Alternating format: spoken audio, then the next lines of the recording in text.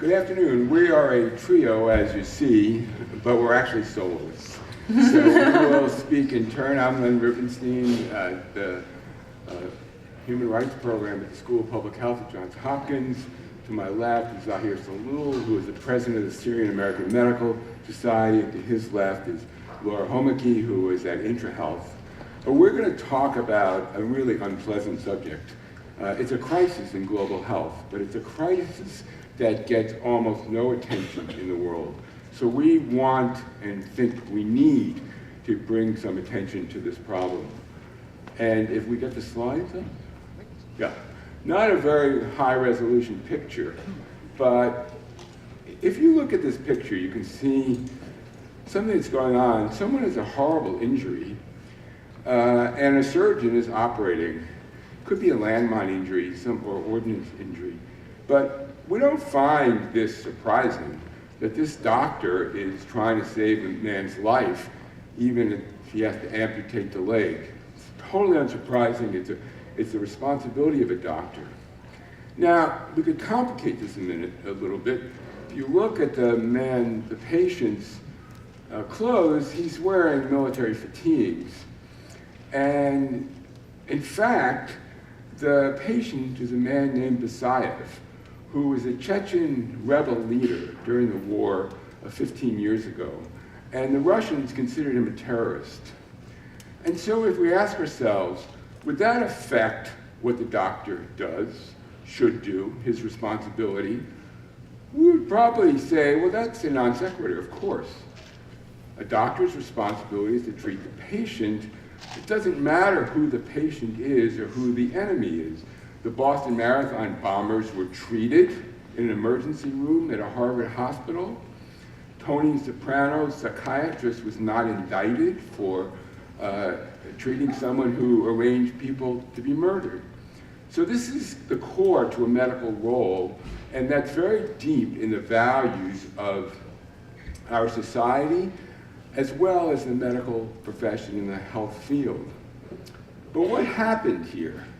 What happened is that the Russian army, knowing that this doctor treated a person they thought was a terrorist, targeted him.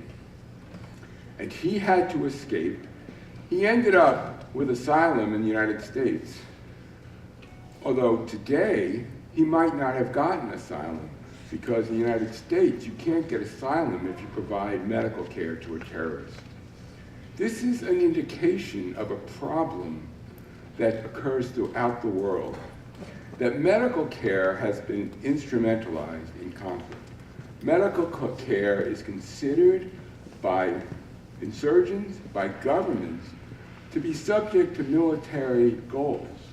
And these governments and insurgent groups feel perfectly justified in prosecuting doctors, killing doctors, attacking hospitals, if it provides a military advantage. And we see this all over the world. This was Sri Lanka. There are 4 pictures here up in the upper left.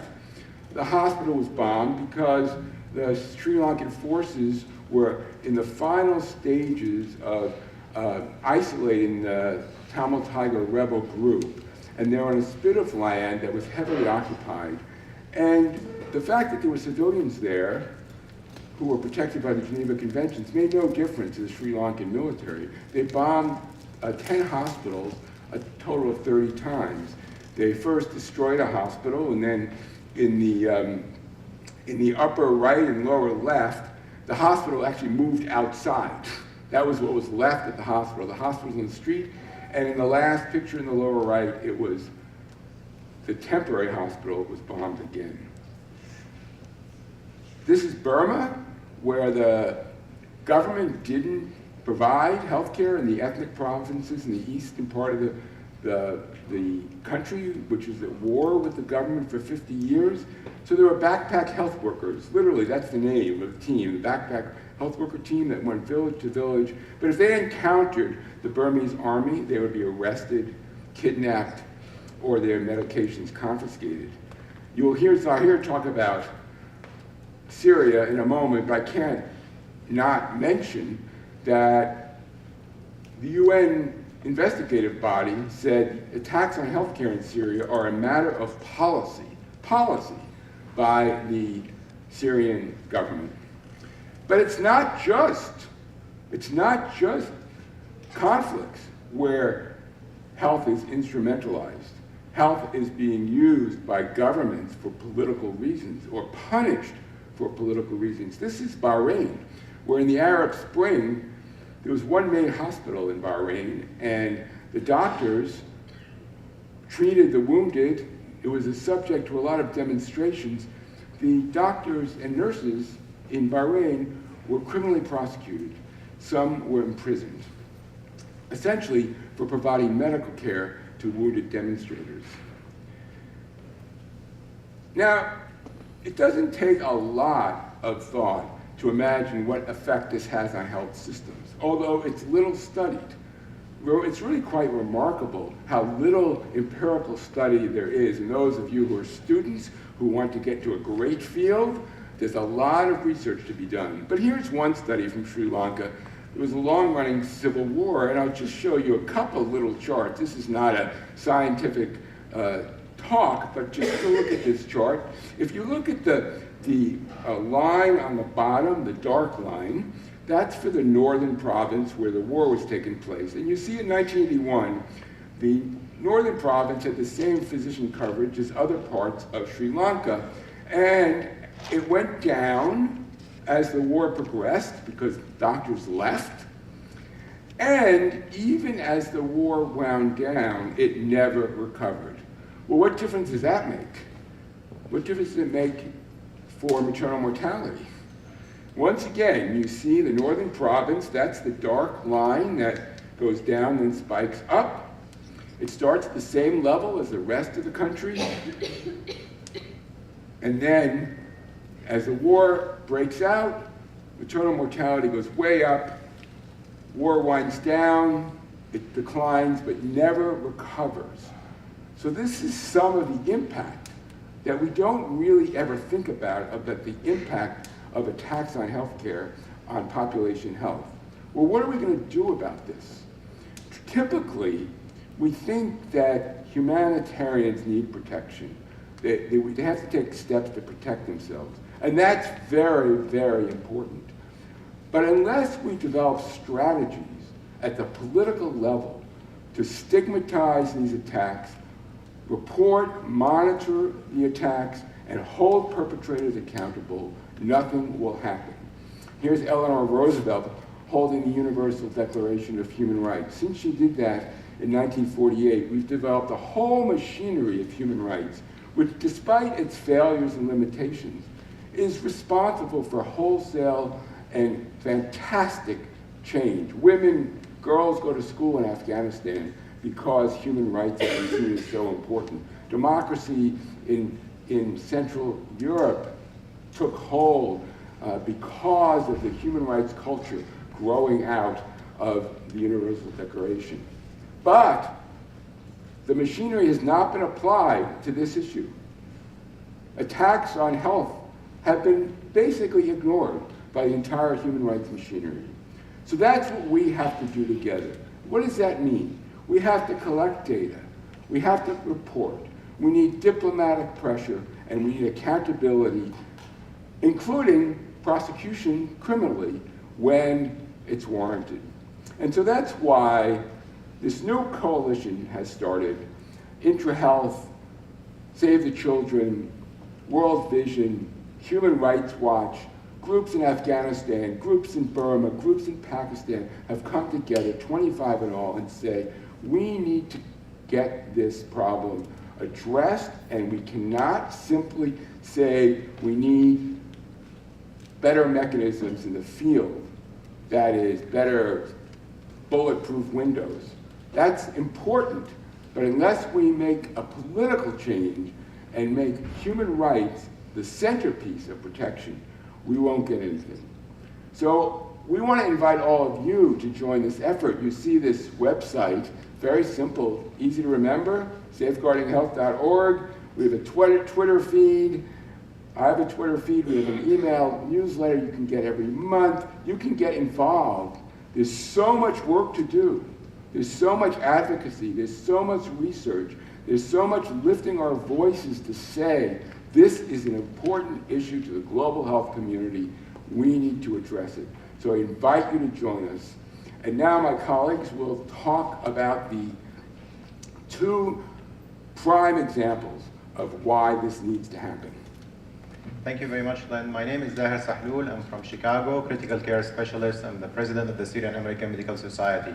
This is the worst day, part of the day because you're sleepy, and I'm going to try not to put you to sleep. I'm a sleep specialist. There is a proverb in Arabic called that a good listener is better than a speaker. There is a saying in V for Vendetta movie that there are no coincidences. There are illusion of coincidences. So you are here for a purpose. And the purpose is to know about Syria. Syria is the worst humanitarian crisis that we have in this century, or in this generation. This probably will be the worst disaster that you will witness in your lifetime. Worse than the Armenian genocide, worse than the, many of the other disasters that we heard about. Unfortunately, we have a disconnection between the reality on the ground and also the international response or the global response. I had a conversation with Kate in previous session, and she told me that Syria, when we think about it, it's a chronic problem. There's a lot of complexities. There are jihadists. There's a bad guy who's ruling Syria, and that was tearing people off from the crisis and preventing them from helping or providing help. This is the map of Syria, if you're interested. It's surrounded by important countries to us: Turkey, Jordan, Lebanon, Iraq, and Palestine. According to this study, most Americans believe that the people who are impacted by Hurricane Katrina are more the people who are impacted by the Syrian crisis. Or more Americans believe that the people who are impacted by tsunami, for example, the Indian Ocean tsunami or Hurricane Katrina, than the people who are impacted by the Syrian crisis. Of course, the Syrian crisis so far, population who are impacted is 9.3 million, the size of the population of North Carolina. Were impacted by the crisis. These are the people who are in need, and these are also the same number of people who are displaced from their homes and neighborhoods. 2.5 million refugees and 7 internally displaced people in Syria. In addition to the scale of the crisis, there is also, if we can dissect the crisis itself, there is a direct and systematic attack on the healthcare system in Syria. From the beginning of the crisis, physicians were targeted. Until now, 440 physicians in Syria have been killed. 440. Because of the targeting of physicians and healthcare facilities, 50% of Syrian doctors were forced to flee from Syria. In some areas, the percentage is even more than that. In the city of Aleppo, before the crisis, we had 5,000 physicians. Right now, we have 300 physicians in the city of Aleppo, the largest city in Syria.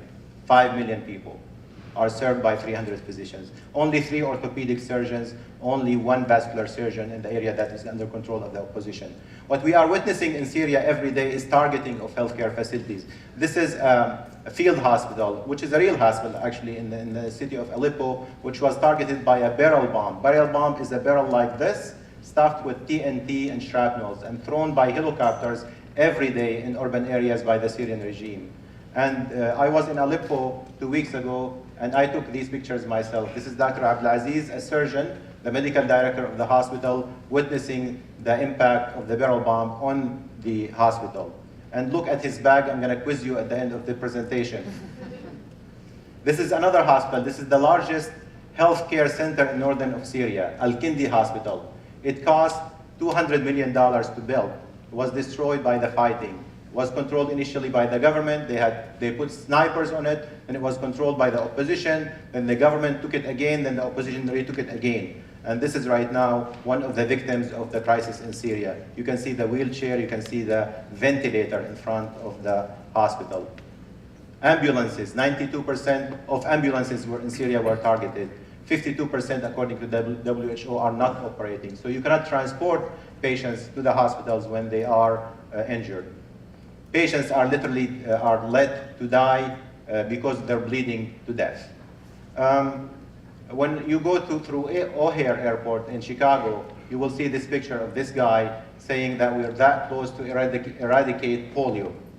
In 2012, we had 280 cases of polio throughout the world in 3 countries, 280 cases. Because of the destruction of the healthcare system in Syria, we have so far 38 new cases of polio confirmed in Syria. Polio was eradicated in Syria in 1999, but because of the crisis, it was resurfaced again. In northern Syria, that is under the control of the opposition, 8 NGOs collaborated together and partnered together with the help of the Turkish authorities and WHO to start this campaign to vaccinate children under the age of 5. So 1.4 million children under the age of 5 were vaccinated for polio because of this crisis. So what happened when you have a barrel bomb? I was in Aleppo, and it's a surreal experience. So you are walking in the streets, and you see people pointing to the sky, and then you see a helicopter, and then the helicopter is throwing something. It's a barrel, and you know that this barrel will hit a neighborhood, and this neighborhood could be a school, it could be a bakery, it could be a hospital, it could be your mother, it could be yourself. And these barrels are going down slowly until they hit the ground and then they explode. And this is the impact of a barrel bomb explosion in the city of Aleppo. These pictures are taken myself. In these buildings, of course, there are people who are brought to the hospitals with very limited resources because of the siege. And this is one of the physicians in Aleppo trying to struggle to ventilate this patient. One of the medical directors of hospitals in Aleppo told me that please send us everything you can. Antibiotics, IV fluid, blood bags, and send us also coffins because we ran out of coffins and body bags. In addition to polio and barrel bombs and trauma, we have a chemical weapon attacks in Syria. So physicians over there have to deal with chemical weapon. Part of what we do in the Syrian American Medical Society, that we train physicians on how to manage chemical weapon attacks, whether it was nerve gas or chlorine gas that was used in the last week 3 times in Syria. This is, by the way, a decontamination tent for patients who are exposed to chemical weapon. And these are some instructions to population on what to deal when you have a chemical weapon attack. Only 3 regimes use chemical weapon against their population: Hitler, Saddam Hussein, and Assad. This is a field hospital. A basement of a cultural center was converted to a field hospital. It is very protected, and what physicians they can do in this field hospital are the basic surgeries that are done to help the patients who are injured. This is a picture not from Africa.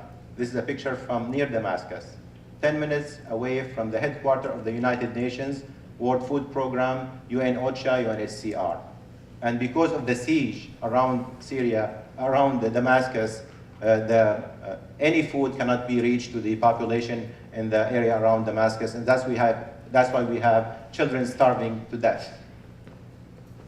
This is what we do in the field hospital in Syria. In addition to providing supplies and medical equipment, we also try to provide as much protection as we can. These are sandbags that are put in the windows to prevent or to reduce the impact when there is an explosion. This is one more creative thing, use of technology to help patients in Syria and doctors in Syria. This is a camera that is connected to a critical care specialist in the United States who can see what's happening to the patient, to the monitor, and give instruction to the technician and the nurse on what to do with the patient. This is called EICU. So using technology creatively in order to help the physicians in Syria. And finally, I'm sure that most of you are familiar with the Gray's Anatomy. Grey Anatomy is a program, and there was a clip about a Syrian physician who was brought to be taught how to use technology in the war situation. And then when his American colleagues were trying to help him, he told them, let's turn off the light. And that's what's happening in Syria because there's no electricity in many of the hospitals. So the physicians are using flashlight and sometimes their phone to operate. And this is one of the creative ways. This is Dr. Abdelaziz, the same guy I showed you in the beginning. This is his bag, which is a lithium battery. So he can operate when there's no electricity with this headlight that is connected to lithium battery that can be recharged when there is electricity. I believe that there is a light at the end of the tunnel. Thank you very much.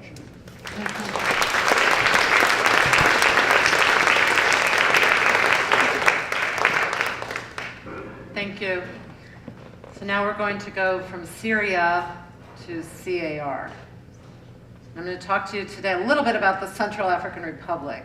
Most Americans, in fact, most people in the world have never heard of the Central African Republic. And when I've been talking about what's happening now, and I say it's terrible what's happening in CAR, people say, oh yes, Syria is in really bad shape. I say, no, CAR, Central African Republic. Most people, you can guess that it's probably a tiny country in the middle of Africa. A lot of people don't know that Central African Republic is actually home to one of the largest populations of both elephants and hippopotami in the wild, and is a very fertile country.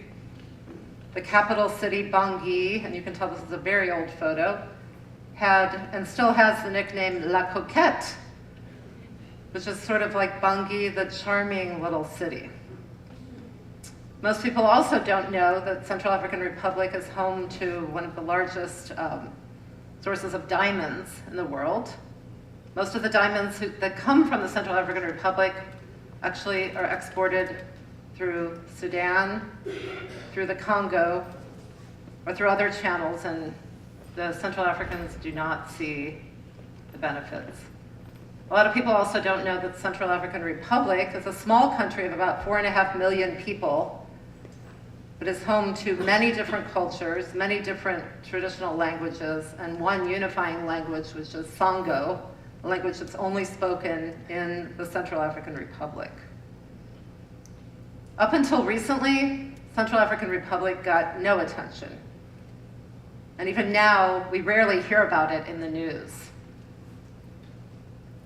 Last year, in March 2013, during a regime change, civil war broke out. Neighbors started fighting neighbors. The international press started talking about the religious war in Central African Republic.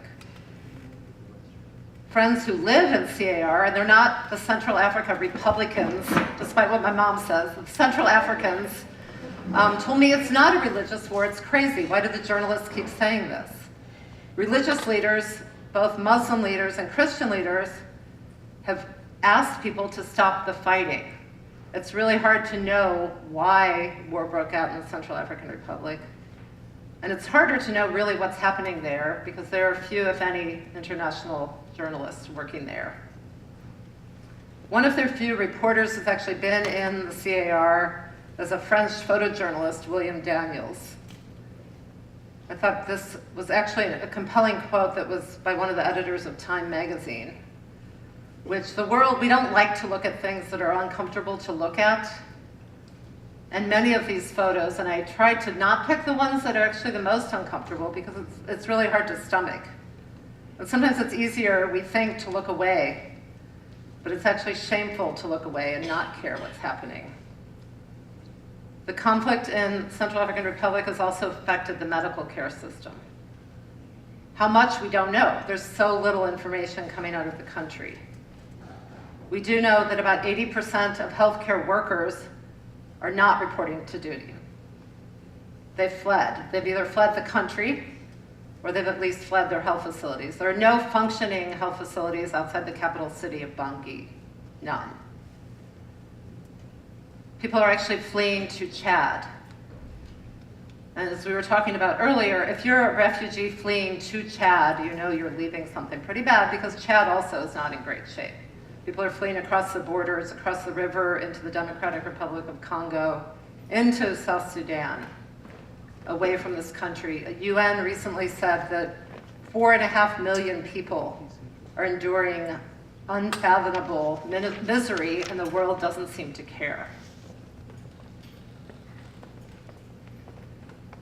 This Eleanor Roosevelt was quoted earlier. I thought this was really interesting. It's important that we care about what's happening, but also, and one of the reasons we actually have a gathering like SwitchPoint is to think beyond crisis and to think about a country like Central African Republic and realize like we also need to look at the conditions that lead to war, which are poverty, hunger, lack of economic opportunity, lack of development, infrastructure, etc. I thought this was interesting too. The pharmacy in the top photo was called La Bénédiction, which is like the blessing. And in this photo, as you can see, La Bénédiction est fermée. There is no more blessing in Central African Republic. Central African Republic was actually the first country I ever arrived in Africa 25 years ago as a Peace Corps volunteer. And I wanted to give this presentation and just honor my friends who are still there. I've been Skyping with many of them. Some of them are friends on Facebook, and they're the ones actually telling me what's happening there, especially Fidel Chenebu, who is a physician's assistant working for the Ministry of Health in Bangui. He's actually one of the few medical workers that I know of who I worked with when I was a Peace Corps volunteer who has never left the country. Many of the medical doctors are working with UNAIDS, WHO in countries around the world, and Fidel is still there, really on the front lines of care, and he hasn't given up. So again, I want us all to think about places like CAR, as well as Syria, and realize even getting involved, even wanting to learn more and do something can make a difference.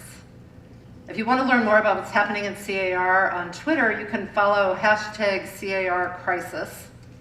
It's a small but growing group of people who care about Central African Republic. And again, we encourage you all to learn more about these issues and to join the coalition Safeguarding Health in Conflict. Thank you very much.